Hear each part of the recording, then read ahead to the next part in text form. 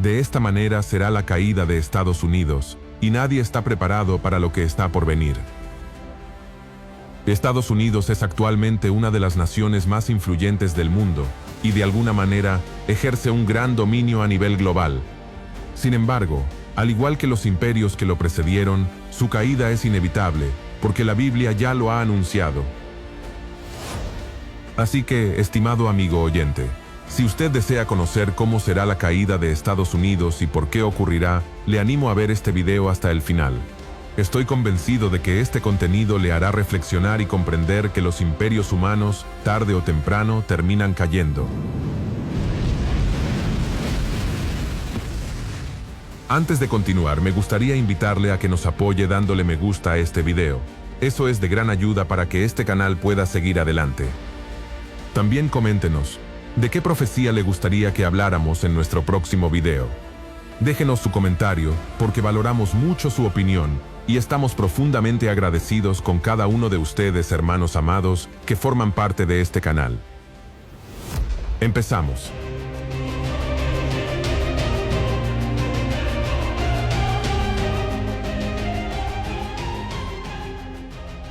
Estados Unidos es una de las potencias más extraordinarias que ha conocido la historia. Su poder militar no tiene rival en el mundo actual. Cuenta con la fuerza aérea y naval más poderosa del planeta. Mantiene presencia en cientos de bases repartidas por prácticamente todos los continentes, y posee una capacidad tecnológica y de despliegue que ninguna otra nación ha logrado igualar en nuestro tiempo. Su poder económico es igual de impresionante. Durante décadas ha ocupado los primeros lugares entre las economías más grandes del mundo. El dólar sigue siendo la moneda de referencia del comercio internacional, y sus mercados financieros mueven cada día cifras que superan el Producto Interno Bruto de numerosos países. Pero su influencia va mucho más allá de lo económico y lo militar. Durante el último siglo, Estados Unidos ha ejercido un liderazgo político, tecnológico, científico y cultural sin precedentes.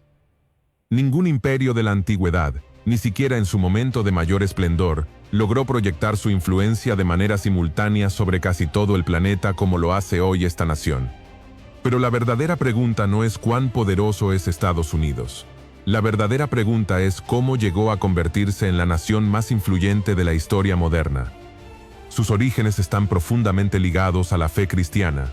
La colonización de Norteamérica respondió a motivos económicos, políticos y estratégicos, pero un número significativo de los primeros colonos ingleses cruzó el Atlántico buscando un lugar donde practicar libremente su fe.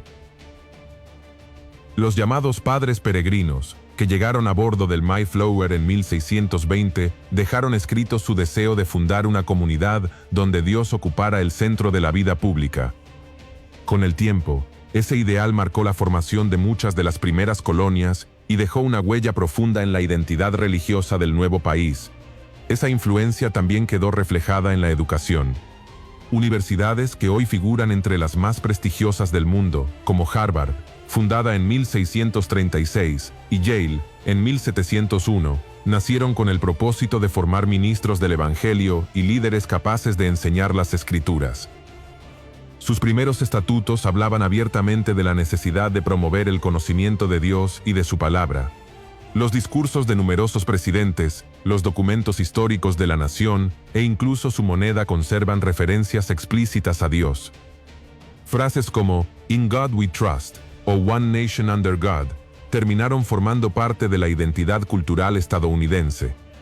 Más allá de las distintas posturas sobre la relación entre Iglesia y Estado, es innegable que el cristianismo jugó un papel determinante en la formación de esta nación. Pero el crecimiento de Estados Unidos no solo transformó su propia historia, también cambió el equilibrio del mundo. Después de la Segunda Guerra Mundial, el país emergió como la principal potencia económica y militar del planeta. Su industria impulsó la reconstrucción de Europa a través del Plan Marshall. Su moneda se convirtió en la base del sistema financiero internacional. Sus avances científicos llevaron al ser humano a la Luna. Su liderazgo tecnológico cambió la forma en que el mundo se comunica. Su industria del entretenimiento comenzó a moldear la cultura de millones de personas.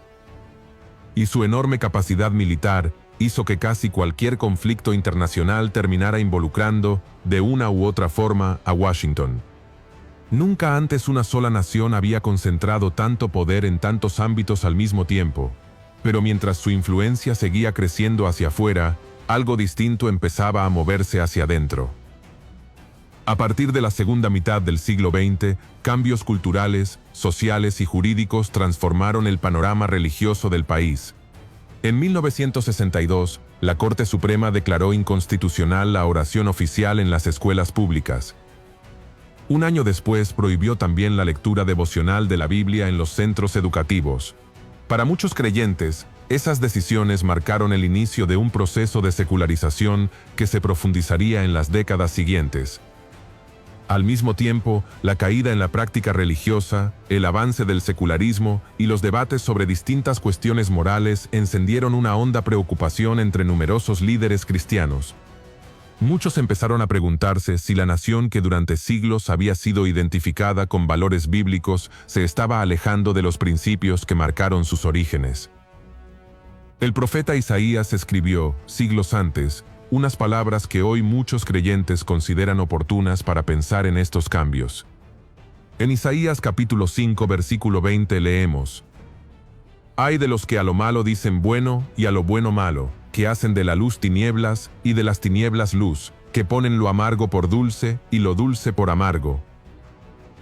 Estimado oyente, por supuesto Isaías no estaba hablando de Estados Unidos. Su mensaje iba dirigido al pueblo de Judá, en un contexto histórico muy específico. Aún así, muchos cristianos ven en este principio una advertencia válida para cualquier sociedad que invierte los valores que Dios estableció. A esa preocupación se suma otro fenómeno ampliamente debatido dentro del mundo evangélico. Desde Estados Unidos han surgido ministerios que llevaron el evangelio a todas las naciones, enviaron miles de misioneros, tradujeron la Biblia a numerosos idiomas y sostuvieron obras cristianas alrededor del mundo. Pero, al mismo tiempo, también nacieron ahí movimientos y corrientes doctrinales cuestionados por apartarse de la enseñanza bíblica.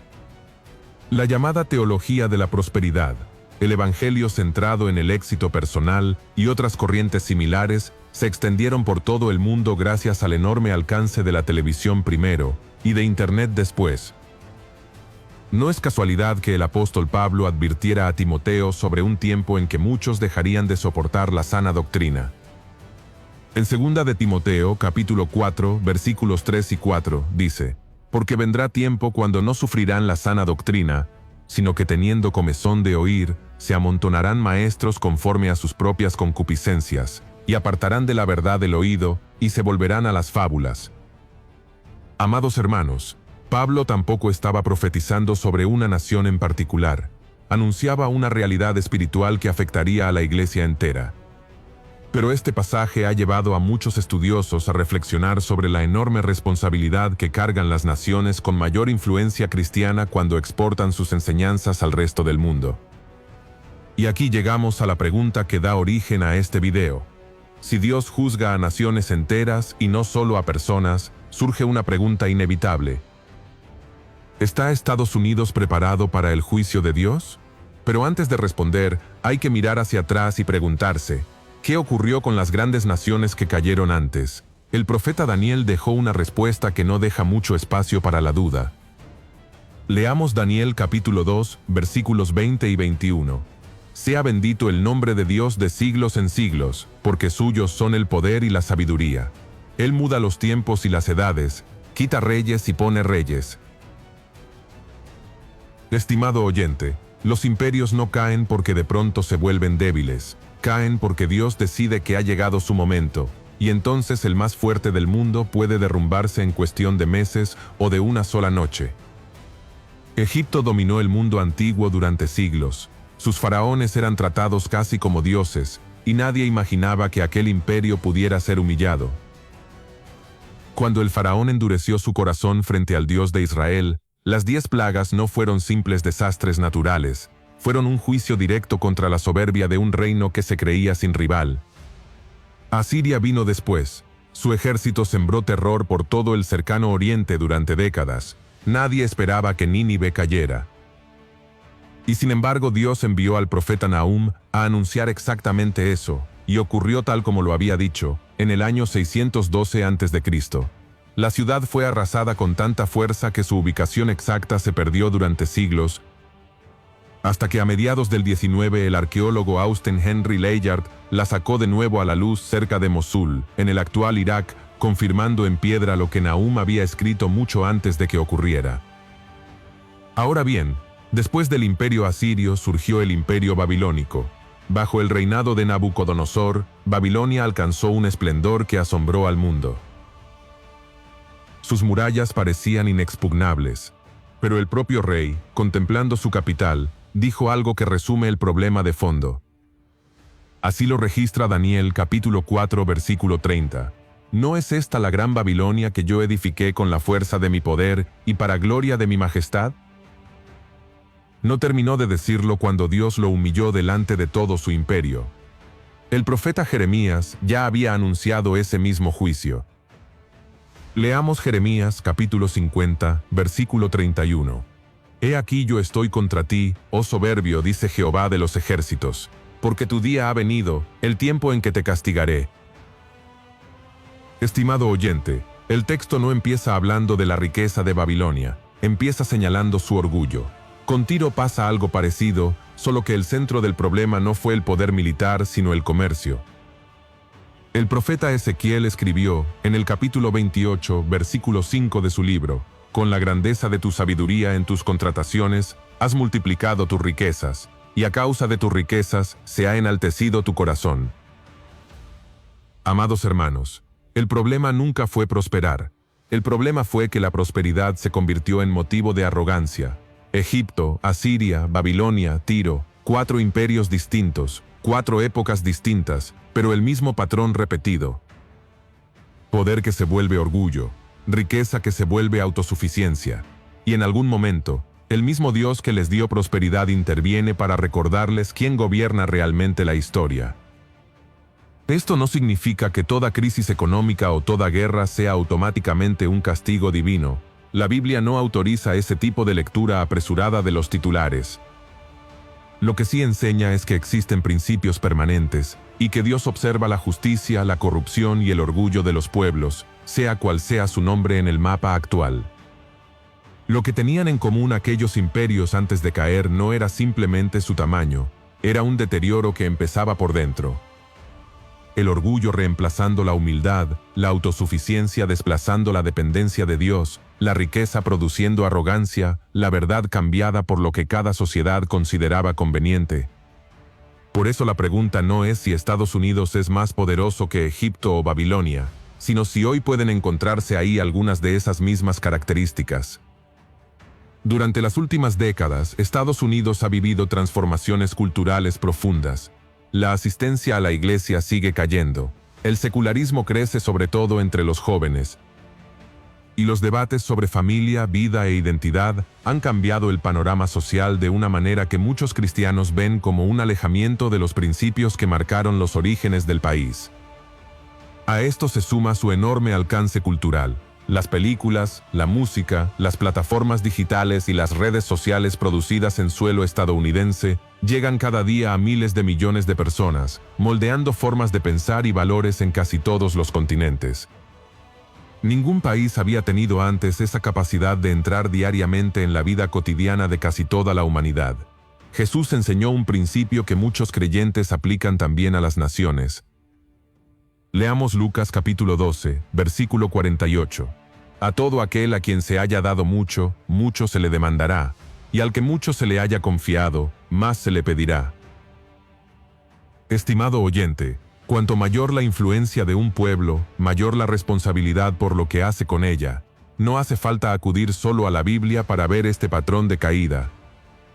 Los propios historiadores de Roma documentaron un proceso parecido en los últimos 2 siglos del Imperio de Occidente.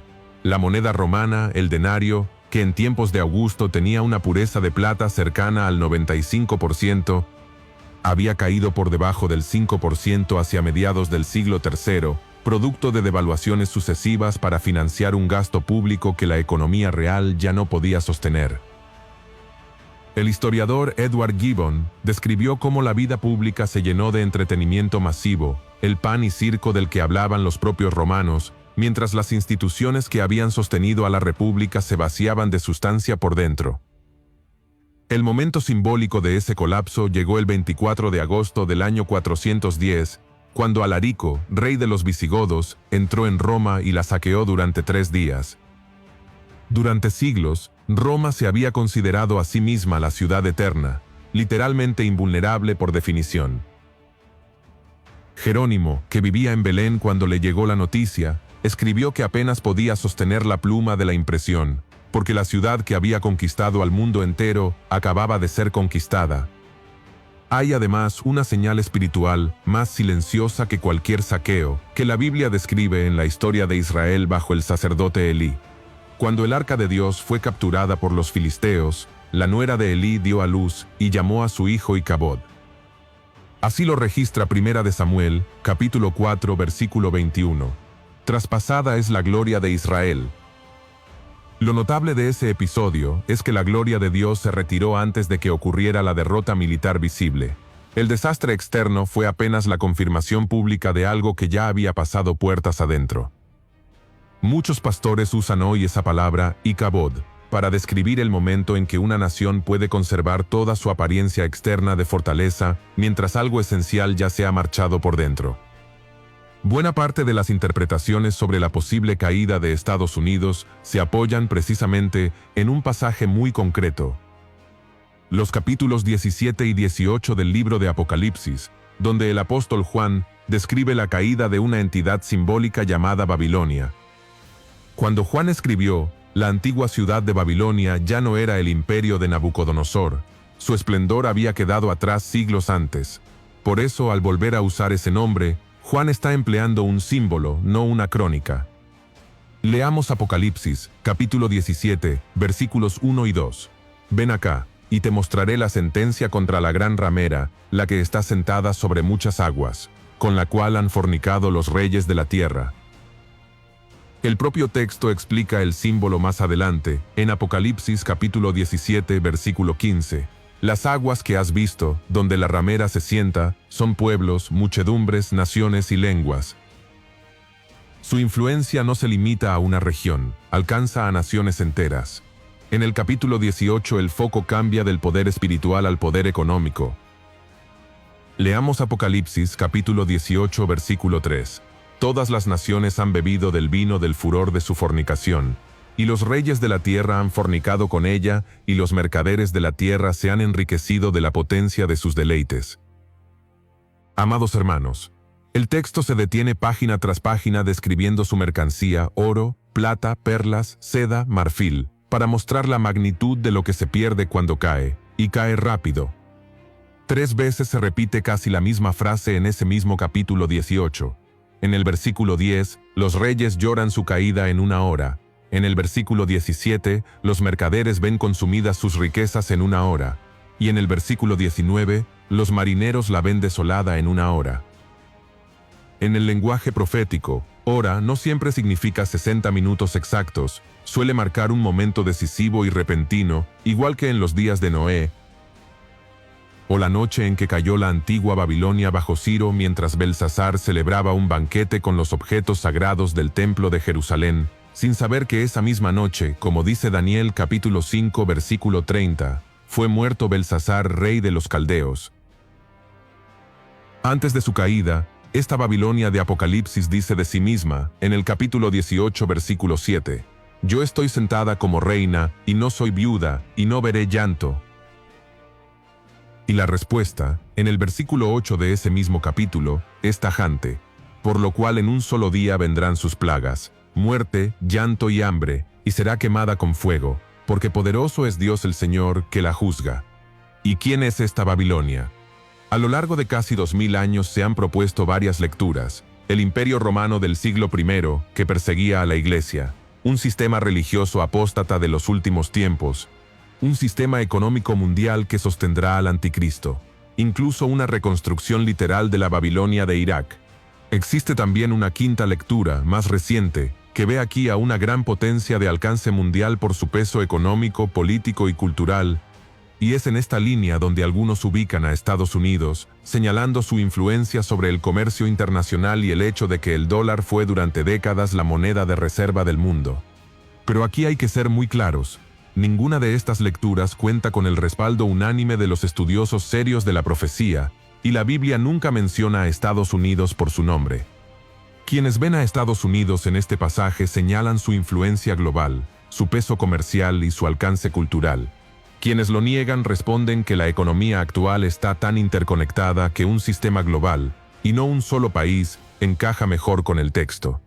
Después de todo este recorrido conviene ordenar con honestidad qué es lo que el texto bíblico realmente permite decir sobre el futuro de Estados Unidos y qué no. No existe una profecía que mencione a esta nación por su nombre, ni que anuncie con fecha o certeza su colapso. Pero sí existen principios universales sobre cómo Dios trata a las naciones poderosas, el olvido que suele seguir a la abundancia, el orgullo que suele seguir al poder, la inversión moral que suele preceder al juicio.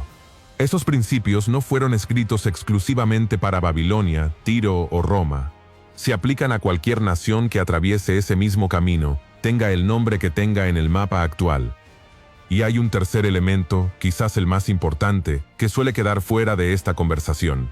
Ese camino no es un destino cerrado. Nínive, la misma capital asiria que Nahum había anunciado destruida, se salvó una generación antes gracias al episodio que registra el libro de Jonás.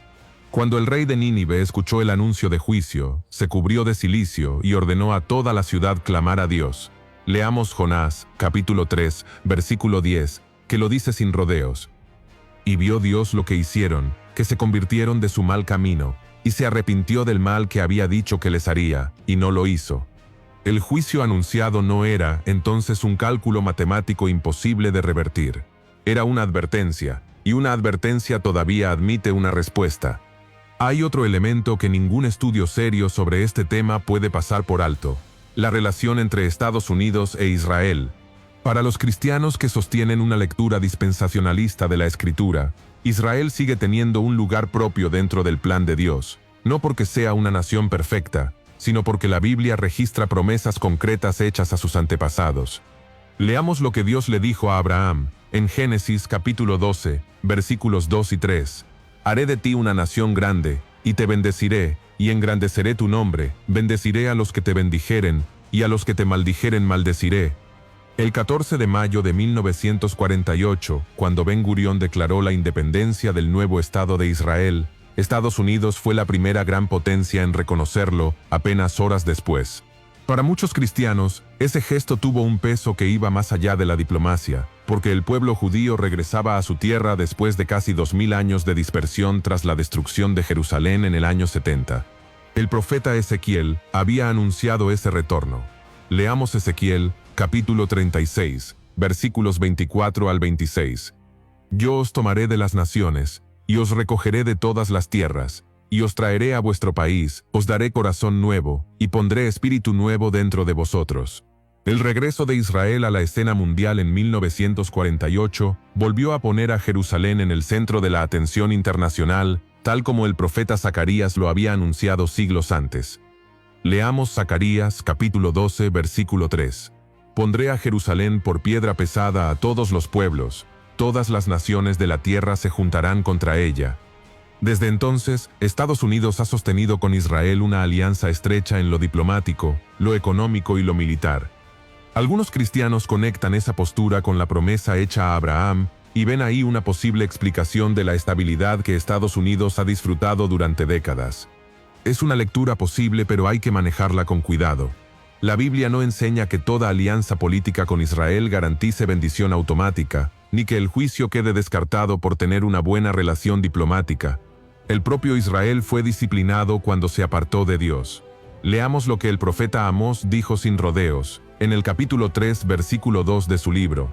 A vosotros solamente he conocido de todas las familias de la tierra, por tanto, os castigaré por todas vuestras maldades.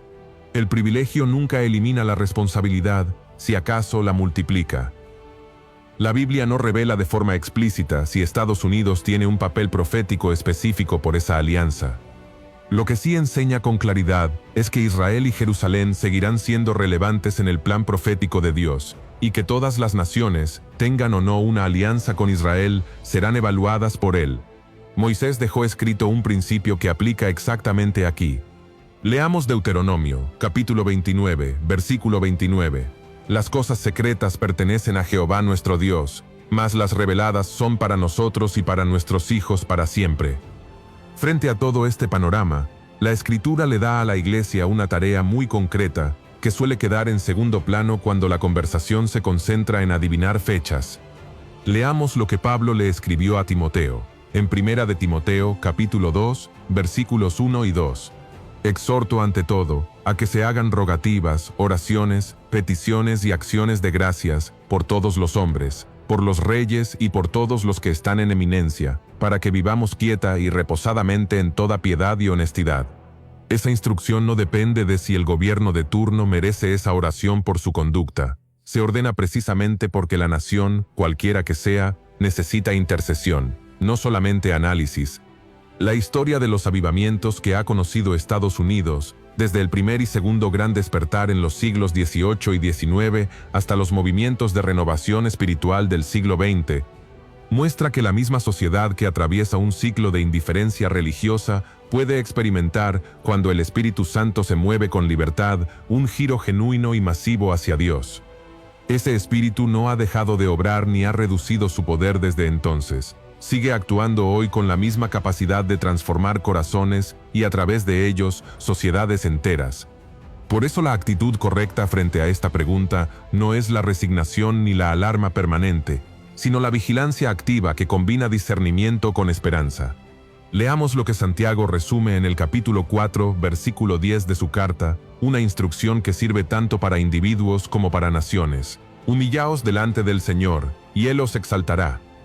Así que, atando todos los hilos de este recorrido, así es como caerá Estados Unidos según la Biblia, si es que llega a caer, no por un solo evento aislado, sino por el mismo camino que recorrieron Egipto, Asiria, Babilonia, Tiro y Roma antes que ella. Primero se pierde la reverencia, cuando una sociedad empieza a llamar bueno a lo que antes llamaba malo.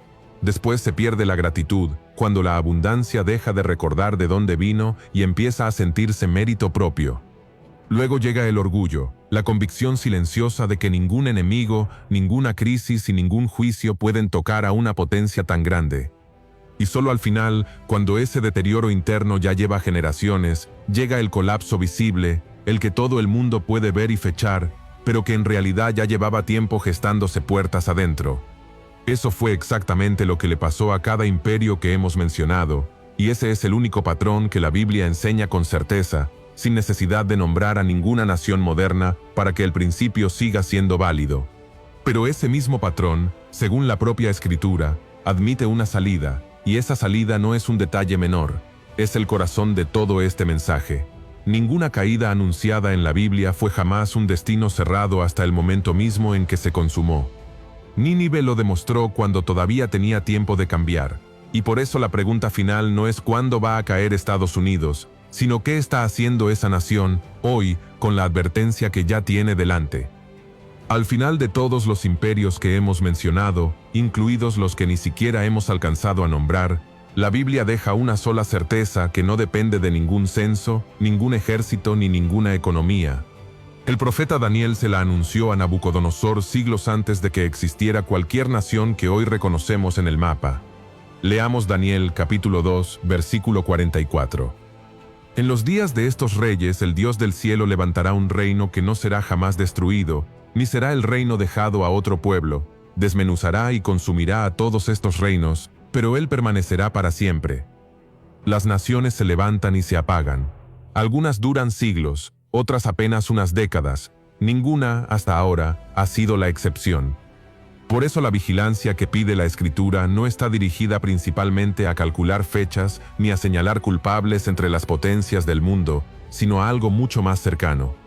La condición del propio corazón frente a Dios, sin importar en qué país amanezca cada persona que escucha esta advertencia.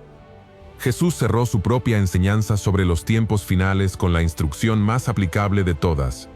Leamos Marcos capítulo 13, versículo 33. Mirad, velad y orad, porque no sabéis cuándo será el tiempo. No se trata de vivir con miedo al colapso de ninguna nación. Se trata de vivir despiertos, con la conciencia tranquila de quien ha puesto su confianza no en la fuerza de un imperio, sino en el reino que, según la promesa de Daniel, jamás será destruido. Así hemos llegado al final de este video. Me gustaría pedirte que nos apoyes dándole me gusta, ya que eso es de gran ayuda para este canal. También no te olvides de suscribirte al canal y activar la campanita de notificaciones para que YouTube te avise cada vez que estemos subiendo un nuevo video. Hasta una próxima oportunidad. Dios te bendiga.